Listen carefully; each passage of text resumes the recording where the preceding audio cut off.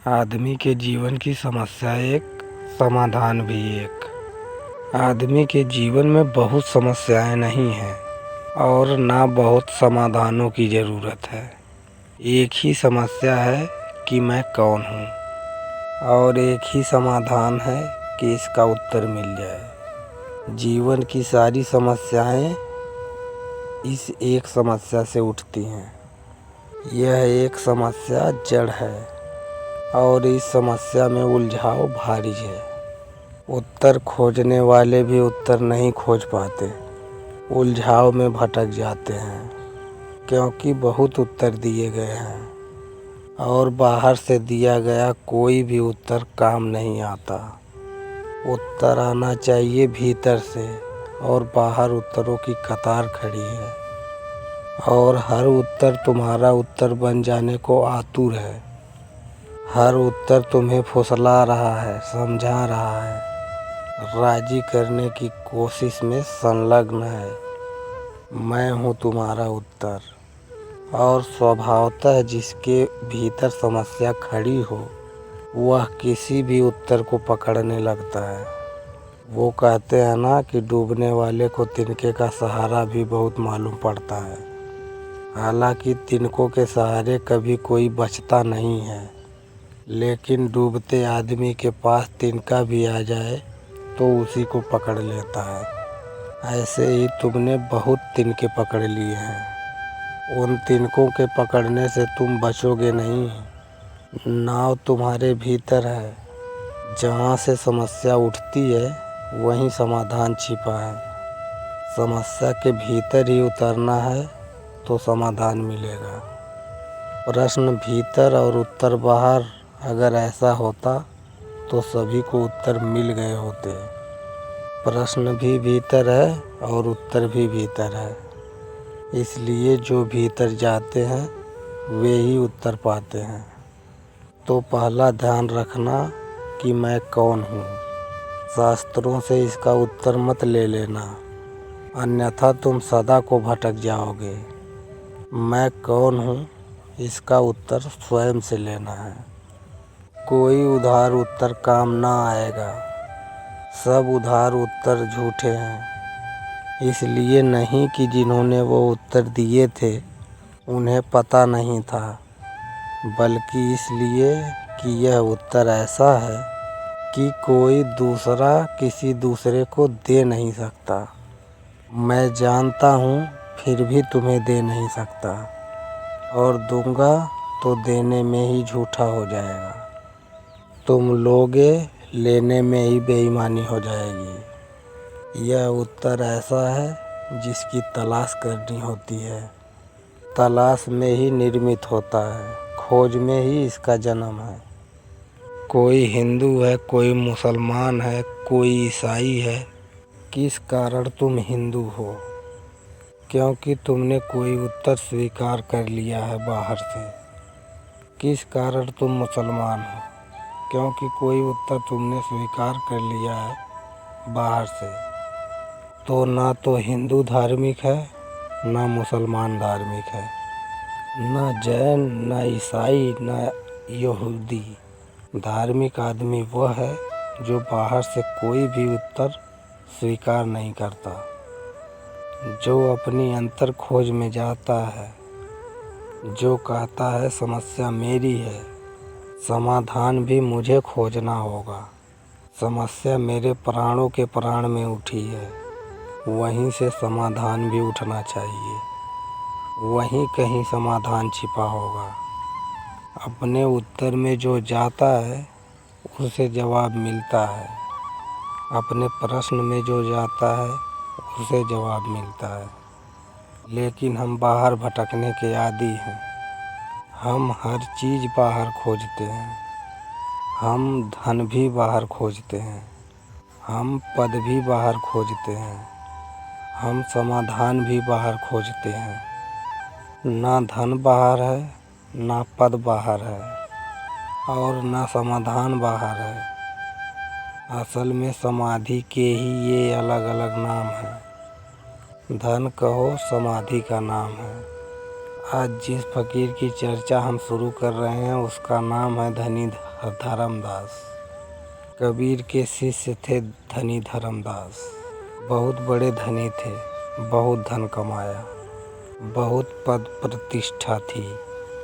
कबीर के पास वो जब भी आते थे तो कबीर उन्हें कुछ और नहीं धर्मदास ही कहकर पुकारते थे। फिर एक दिन फूल खिला, भीतर की आत्मा जगी, गुरु की चोट काम आई और धर्मदास ने सारा धन लुटा दिया। उस दिन कबीर ने उन्हें कहा, धनी धर्मदास, अब तू धनी हुआ, अब तेरी आंख भीतर मुड़ी, अब तेरी खोज बाहर नहीं है, अब बाहर पर तेरी पकड़ गई। धन भी भीतर है, पद भी भीतर है, क्योंकि परमात्मा भीतर है। उससे बड़ा और क्या पद होगा, इसलिए तो उसे परम पद कहा है। समाधि भीतर है और समाधि ही सारे प्रश्नों का, समस्याओं का समाधान है। इसीलिए तो उसे समाधि कहा है। जहाँ समाधान हो जाए सब मिल जाता है। उत्तर मिल जाने पर जैसे पानी खिल जाता है। कमल के खिलते ही कमल ही नहीं खिलता, उसके आसपास का सरोवर भी खिल जाता है। जब तुम्हारे भीतर उत्तर का जन्म होता है तो तुम्हारी आत्मा ही नहीं खिलती, तुम्हारी देह भी खिल जाती है। तुम्हारा केंद्र ही नहीं खिलता, तुम्हारी परिध भी खिल जाती है। सब मिल जाता है उत्तर मिलने पर। जैसे पानी खिलता है कमल खिलने पर, जैसे पानी खिल जाता है कमल खिलने पर, तब तुम हुए धनी। एक ही खोज है, मैं कौन हूँ, और एक ही उपद्रव है कि बाहर सस्ते उत्तर मिल जाते हैं, मुफ्त में मिल जाते हैं, बिना कुछ दांव पर लगाए मिल जाते हैं। यह महत् उत्तर बिना कुछ दांव पर लगाए नहीं मिल सकता है। लेकिन बाहर के उत्तर सस्ते हैं, आदमी उसको पकड़ते पकड़ते मर जाता है, उनसे कुछ हल नहीं होता। सारी उलझन वैसी की वैसी बनी रहती है। तुम सावधान रहना हमेशा बाहर के उत्तरों से। धनी धर्मदास की ऐसी ही अवस्था थी। धन था, पद था, प्रतिष्ठा थी, पंडित पुरोहित घर में पूजा करते थे, अपना मंदिर था और खूब तीर्थ यात्रा करते थे। शास्त्र का वाचन चलता था, सुविधा थी बहुत, सत्संग करते थे। लेकिन जब तक कबीर से मिलन ना हुआ तब तक जीवन नीरस था। जब तक कबीर से मिलना ना था तब तक जीवन में फूल ना खिला था। कबीर को देखते ही अड़चन शुरू हुई, कबीर को देखते ही चिंता पैदा हुई, कबीर को देखते ही दिखाई पड़ा कि मैं खाली का खाली हूँ। ये सब पूजा पाठ, ये सब यज्ञ हवन, ये पंडित और पुरोहित किसी काम नहीं आए हैं। मेरी सभी अर्चनाएं पानी में चली गई हैं। मुझे मिला क्या? कबीर को देखा तो समझ आया, मिले हुए को देखा तो समझ में आया कि मुझे मिला क्या। इसीलिए तो लोग जिसे मिल गया उसके पास जाने से डरते हैं, क्योंकि उसके पास जाकर कहीं अपनी दीनता और दरिद्रता दिखाई ना पड़ जाए। लोग उनके पास जाते हैं जो तुम्हारे जैसे ही दरिद्र हैं।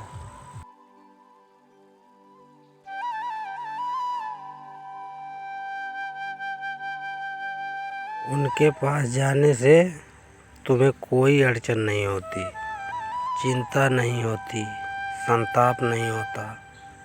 अब तुम थोड़ा समझना। आमतौर पर लोग साधु संतों के पास संतोष पाने के लिए ही जाते हैं, संताप पाने नहीं जाते। लोग कहते हैं संतुष्ट नहीं हैं हम, इसीलिए तो जाते हैं। सांत्वना चाहिए, संताप तो वैसे ही बहुत है। लेकिन मैं तुमसे कहूँ तो सच्चे साधु के पास जाकर तुम पहली दफ़ा संताप से भरोगे। पहली दफ़ा तुम्हारी ज़िंदगी में असली चिंता का जन्म होगा। पहली दफ़ा बवंडर उठेगा। पहली दफ़ा आंखें खुलेंगी कि अब तक जो किया सब व्यर्थ है और जो सार्थक है वो तो अभी शुरू ही नहीं हुआ। स्वभावतः प्राण कँप जाएंगे, छाती हिल जाएगी, फिर छाती चाहिए आगे बढ़ने को, लेकिन फिर पीछे भी लौटा नहीं जा सकता। एक बार किसी ज्ञानी से आँख मिल जाए तो फिर पीछे लौटा नहीं जा सकता। इसीलिए लोग ज्ञानियों से आँख चुराते हैं, आँख बचाते हैं। जिसके पास कुछ नहीं है उसके चरण छूने में कोई अड़चन नहीं है। ज्ञानियों के पास लोग संभल संभल कर जाते हैं। उनसे लगाव लगाना खतरे का सौदा है। जिस साधु के पास जाकर तुम्हें सांत्वना मिलती हो, समझ लेना कि वो साधु ही नहीं है। साधु सांत्वना देने को थोड़ी ही होते हैं।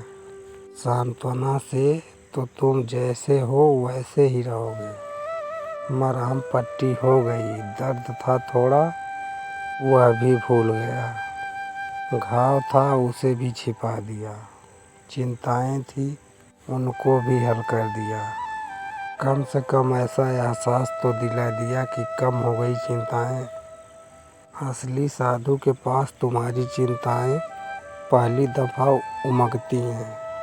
पहली दफ़ा फूट पड़ता है तुम्हारे भीतर का सारा सांत्वना। सांत्वना का बना बनाया संसार सब बिखर जाता है। तुम पहली दफ़ा अपने को खंडहर की भांति देखते हो। तुम्हारे हाथ में जो धन है वो कचरा, तुम्हारे पास जो ज्ञान है वो कचरा, तुम्हारे पास जो चरित्र है वह 2 कौड़ी का, तुम्हारा आचरण, तुम्हारी प्रतिष्ठा, तुम्हारा यश किसी मूल्य का नहीं है।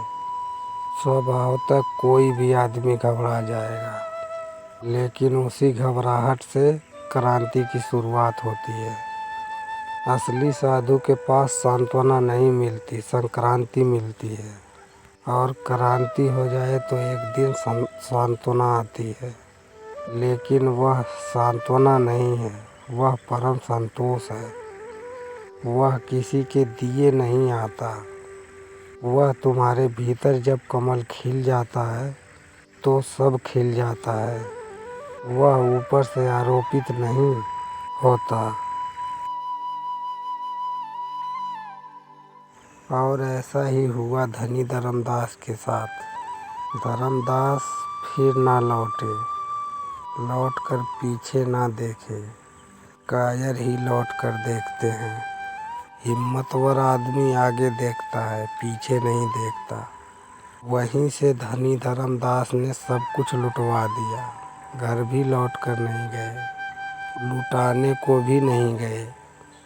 अब उनके लिए भी क्या जाना, वहीं से खबर भिजवा दिया कि सब बांट दो, जो है सब बांट बूंट दो, जिसको ज़रूरत है ले जाए।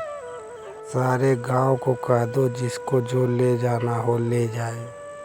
असल में धर्मदास अगर लौट कर भी जाते तो थोड़ी चूक हो जाती। देने के भी मज़े में तो अहंकार भरता है।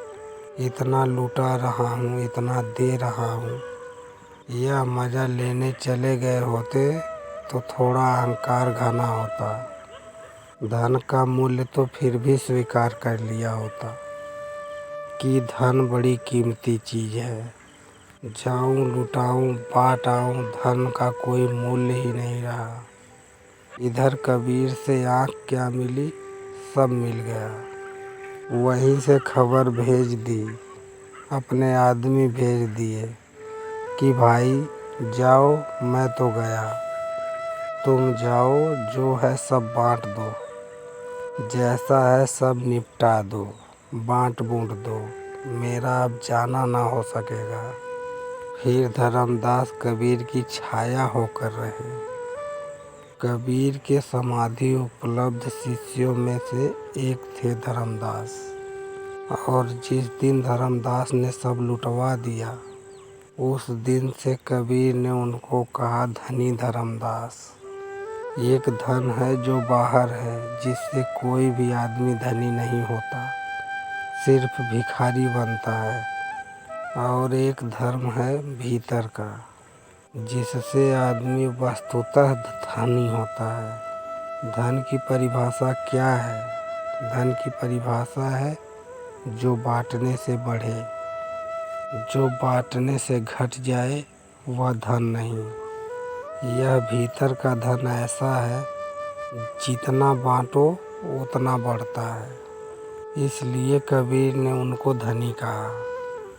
अब अटूट धन मिल गया, अटूट धन मिल गया, धनों का धन मिल गया।